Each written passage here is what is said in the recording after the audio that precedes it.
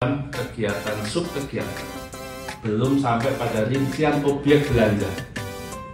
Nah, kalau kemudian di RKPD sudah terkunci semuanya, belanja dan sebagainya, itu ranahnya ke APD yang itu dibahas mulai dari banggar, komisi, fraksi, sampai kemudian evaluasi Kemendagri. Nah, ini yang sampai hari ini belum ketemu, sehingga Keuda mintanya pokoknya ya sudah, RKPD itu sudah selesai sampai rincian objek belanja. Lanjut, ini isu-isu strategis yang kami angkat, memang sebenarnya banyak, tapi kami coba pilih 4 saja yang memang kami nilai paling dominan di Jawa Timur. Yang pertama adalah kami harus jujur bahwa angka kemiskinan di Jawa Timur sangat tinggi, dan ini menjadi kantong kemiskinan nasional. Kami ada di posisi 4,1, posisi 10,34%. Meskipun kemiskinan ekstrim kami alhamdulillah kemarin turunnya sangat ekstrim, kami tinggal 0,82%. Sehingga insya Allah di 2024 kami bisa mewujudkan mendekati 0%. Tapi kan hanya kemiskinan ekstrim, artinya hanya naik di levelnya saja, tapi sebenarnya masih tetap miskin. Ini PR kami. Kemudian yang kedua adalah ketimpangan wilayah antara utara dan selatan. Sangat timpang. Wilayah utara itu kontribusi terhadap PDRB-nya hampir mencapai 52%. Tapi di selatan itu hanya 16%. Betapa jumlahnya. Ya karena salah satunya memang aksesibilitas terhadap infrastruktur dasar itu belum terpenuhi. Belum lagi ketimpangan terhadap kepulauan dan wilayah Madura. Jadi ketimpangan antar wilayah itu satu utara selatan, yang kedua Madura dan kepulauan. Memang kepulauan terbanyak kami ada di Sumeneb.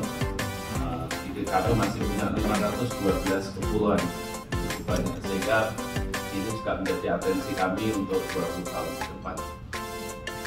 Kami memang sangat berharap nanti dokumen RPJMN selaras dengan keinginan kami untuk bagaimana mengurangi ketimpangan ini. Jalur Pansela itu harus menjadi prioritas kita bersama-sama. Kami nggak mungkin daerah bisa menyelesaikan itu. Pansela itu kita awali dulu namanya JLS, Jalur Lintas Selatan, mulai zamannya Pak Imam Utomo. Ini sudah lebih 1 periode RPJPD tapi nggak selesai. 20 tahun lebih nggak selesai. Dari 680 kilo baru terselesaikan 350. Artinya hanya sekitar 55%.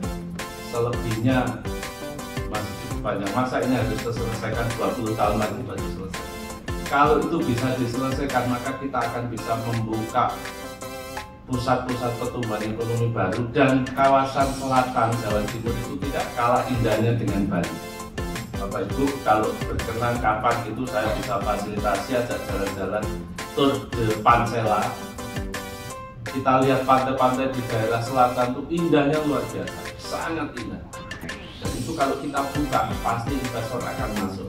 Nanti Pansela diselesaikan, kami siap penyiapan lahannya, kemudian yang bangun pusat, kemudian silip-silipnya ini kami akan lakukan untuk daerah. Tapi kalau mengandalkan APBD tidak mungkin. Nah, ini kami mohon dengan hormat bagaimana di RPJPN ini juga menjadi bagian dari kemungkinan bisa 5 tahun atau 10 tahun sudah mulai. Kemudian yang ketiga adalah produktivitas daya saing dan nilai tambah lapangan usaha unggulan pertanian. Kenapa ini kita angkat? Nanti penjelasannya sebenarnya, tapi pada prinsipnya seperti ini.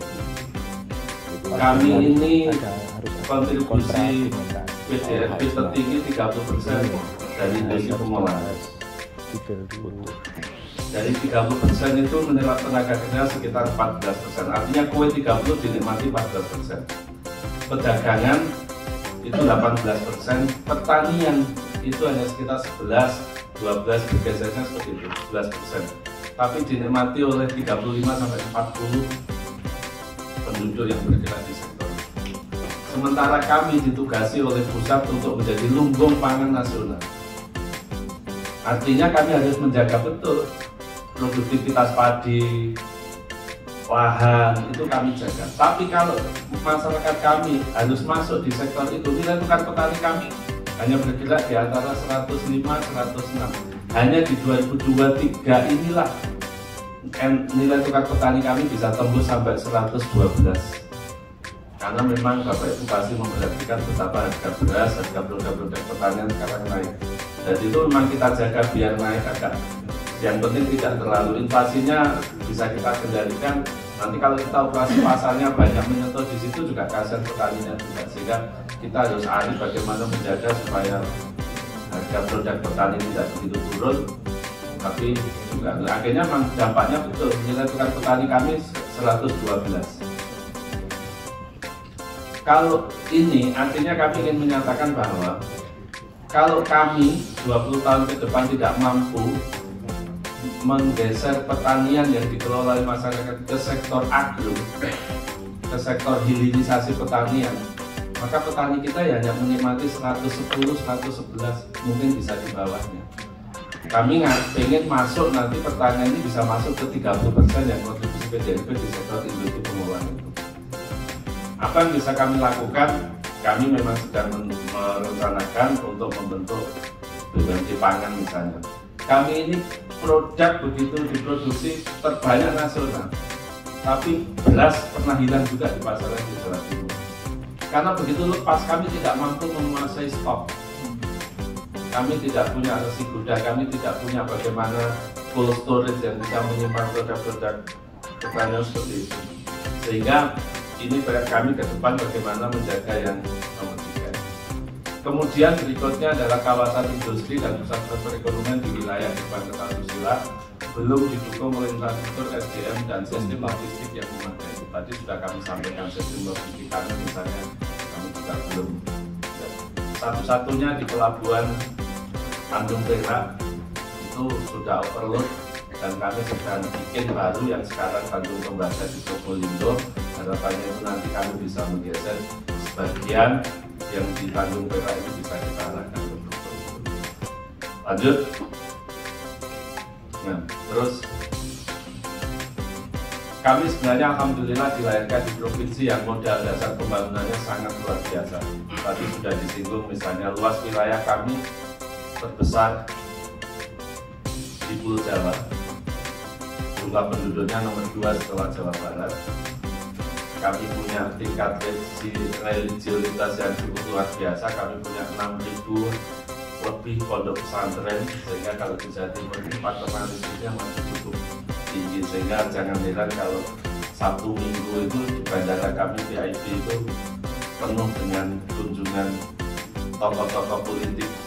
Bapak Ibu kalau ingin ketemu siapa tokoh politik, nyanggung aja di bandara itu ketemu semuanya siapa yang sudah pokoknya.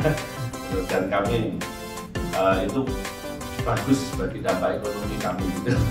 Itu karena tingkat religiositas sangat tinggi. Kami punya keberagaman budaya yang luar biasa, kemudian sumber daya alam kami sangat luar biasa, baik sumber daya alam, minyak, gas. Tadi kami sudah menjadi lumbung pangan nasional. Destinasi tujuan wisata kami juga sangat banyak, ada 1.316 destinasi. Belum lagi kalau nanti wilayah Pansela bisa kami kembangkan. Lanjut. Ini yang tadi saya cerita bahwa kami sebagai Center of Gravity-nya ekonomi Indonesia. Lanjut. Nah, ini rancangan awal yang sedang kami susun untuk visi Jawa Timur di 2024. Jawa Timur berdaya saing global, makmur, sejahtera, berakhlak, dan berkelanjutan. Berdaya saing global nanti apa yang harus kami siapkan? Tentunya SDM yang berkualitas, baik dari sisi pendidikan, kesehatan maupun kesejahteraannya. Kemudian pemanfaatan sumber daya alam yang potensinya cukup tinggi tadi, kalau kita tidak mampu memanfaatkan ya kami hanya menjadi penonton. Maka kami coba itu lakukan sebaik mungkin, tentunya dengan penguasaan teknologi agar kami bisa punya daya saing global. Kemudian makmur dan sejahtera, yang berkeadilan, bermartabat, hak dasar terpenuhi. Artinya pertumbuhan ekonomi yang kita targetkan tinggi itu harus benar-benar pertumbuhan ekonomi yang inklusif, yang memang bisa dinikmati oleh kelompok lapisan bawah. Kemudian berakhlak, kerukunan hidup antarumat beragama, saling tolong menolong, indeks demokrasi kami dan juga bisa kita tingkatkan untuk bisa Berkelanjutan, pembangunan ekonomi dan sosial, kelestarian alam, harmonisasi antara alam lingkungan itu menjadi target kami untuk pembangunan berkelanjutan, karena ini juga bagian dari isu global. Lanjut, ini kami coba penyelarasan antara sasaran RPJPN dengan RPJPD yang kami sedang susun. Ini masih draft, monggo kami dengan sangat terbuka untuk bisa dikritisi supaya lebih tajam lagi sasaran pembangunan yang ingin kami capai visi di 2045. Kalau di nasional satu, misalnya pendapatan per kapita setara dengan negara maju, kami sandingkan dengan produktivitas dan daya saing SDM yang meningkat. Kemiskinan menuju 0% dan ketimpangan berkurang. Ini memang lebih berani kalau pusat. Kami terus terang tidak berani bicara langsung kemiskinan 0% gitu. Kemiskinan dan pengangguran berkurang. Ya, nanti berkurangnya seperti apa? Pasti di RPJPD ini akan kami tuangkan 5 tahun ke depan, proyeksinya berapa dan sebagainya. Kemudian kepemimpinan dan pengaruh di dunia internasional meningkat, kami kualitas hidup meningkat, kemudian kesejahteraan alam antar wilayah menurun. Lanjut, dengan misi transformasi Jawa Timur, transformasi sosial, ekonomi, kemudian fondasinya tata kelola pemerintahan, ketahanan sosial, budaya dan ekologi, pembangunan kewilayahan dan penyediaan sarana pembangunan lingkungan dan pembangunan berkelanjutan. Lanjut. Ini transformasi sosial kami lakukan melalui apa, ekonomi melalui apa, tata kelola pemerintahan yang baik seperti apa, semua kami sudah breakdown satu persatu. Lanjut. Ini pengembangan pusat pertumbuhan dan arah kebijakan kewilayahan RPJMN. Nanti kemudian kami breakdown ke arah kebijakan wilayah Jawa Timur. Megalopolis yang unggul, inovatif, inklusif, integratif dan berkelanjutan. Pertama misalnya terkait dengan pengembangan SDM berdaya saing global dan percepatan penuntasan kemiskinan ekstrim. Apa saja yang akan kami lakukan? Lanjut. Ini yang ketiga. 4, pengembangan infrastruktur pendukung. Kemudian kami mulai pelabuhan simpul utama, pengembangan jalan tol, pengembangan kereta cepat, itu bagian dari sinkronisasi proyek strategis nasional. Lanjut, ini adalah kebijakan pembangunan kewilayahan yang ada di Jawa Timur. Saya tidak akan jelaskan satu persatu. Lanjut. Bapak Ibu sekalian, untuk pengembangan kawasan kami bagi Jawa Timur itu menjadi 5 kawasan strategis. Yang pertama adalah gerbang Kertasusila Plus yang ada di posisi merah itu menjadi, karena kontribusi tadi sudah saya singgung di awal, kontribusi perekonomiannya 52% terhadap seluruh kontribusi PDRB Jawa Timur. Kedepannya kami harapkan menjadi pusat industri manufaktur, kawasan metropolitan perkotaan. Kemudian yang kedua adalah yang hijau itu kawasan Selingkar Wilis. Ini menjadi sektor produksi agro dan hortikultura, juga sekaligus menjadi kawasan agrowisata. Kemudian yang berikutnya itu Bromo Tengger Semeru, menjadi pusat pariwisata. Target kami Bapak Ibu sekalian, sekarang ini orang kalau berwisata 2 minggu begitu, survei kami 3 hari itu di Jogja, di Jawa Timur hanya 2 hari, kemudian seminggunya di Bali. Kami pengen bagaimana di Jogja menjadi cukup 2 hari, di Jawa Timurnya 4 hari, kemudian di Balinya 4 hari, supaya ya uang yang beredar di Jawa Timur gitu. Sehingga Bromo Tengger Semeru ini kami berbenah, dan saya yakin kalau nanti Pansela bisa kita kembangkan, wisatanya juga hanya sekedar ke Bromo, ke Ijen, tapi juga bisa ke Pantai Selatan.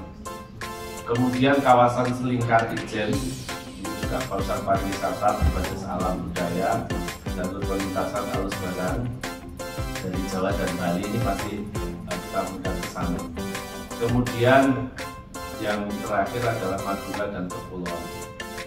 Ini sentra industri perikanan.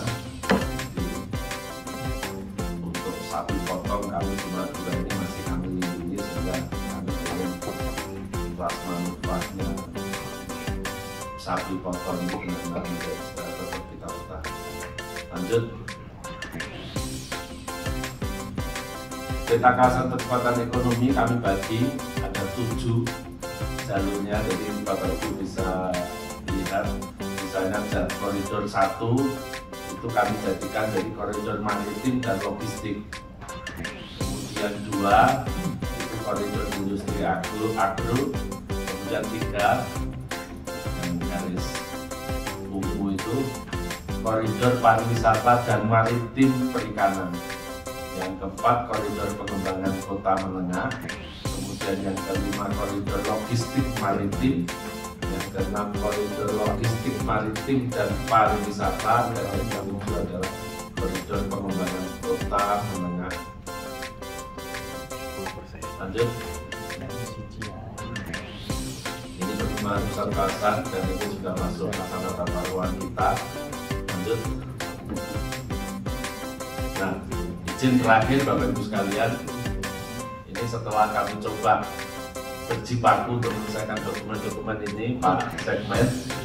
Jadi pada Jabatan akhir 2023-2024 ini ada 6 dokumen yang harus kami selesaikan oleh Bapeda. Jadi bunyinya itu Bapeda semua yang menyelesaikan. Dan tahapannya itu sangat berhimpitan. Bapeda sebagai perangkat daerah yang melaksanakan undang perundangan sebagian besar Bapeda juga menjadi penyusun anggaran. Ini yang susah. Akhirnya kami ini sudah harus menyelesaikan dokumen perencanaan tapi juga masih dilewati dengan masalah penganggaran, sehingga seringkali waktu kita habis. Apalagi kalau Bapak Ibu sekalian pasti sangat paham ya, kalau terkait dengan komunikasi politik.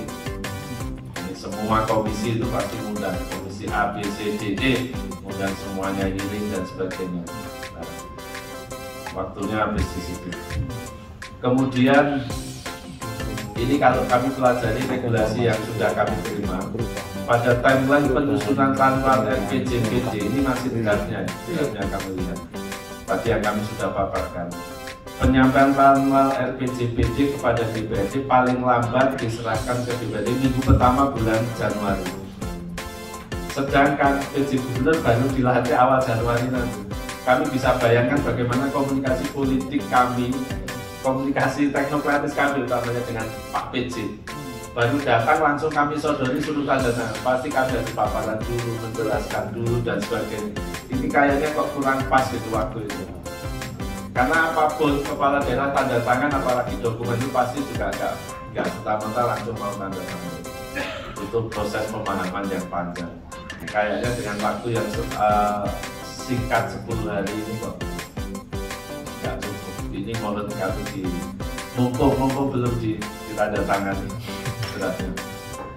Jadi terdapat penyusunan kesepakatan awal bersama DPRD yang harus diselesaikan dalam kurun waktu 10 hari.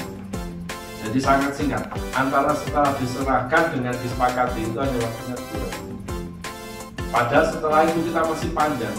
Karena di tahapan tadi kan Agustus baru penandatanganan. Kenapa kok tidak ini agak diperpanjang di sisinya, sehingga pembahasan kami dengan DPRD juga ada waktu yang lumayan. Persetujuan bersamanya jangan di bulan Januari, mungkin bulan di Februari atau Maret itu karena masih panjang. Kemudian penjelasan indikator yang harus dicapai daerah.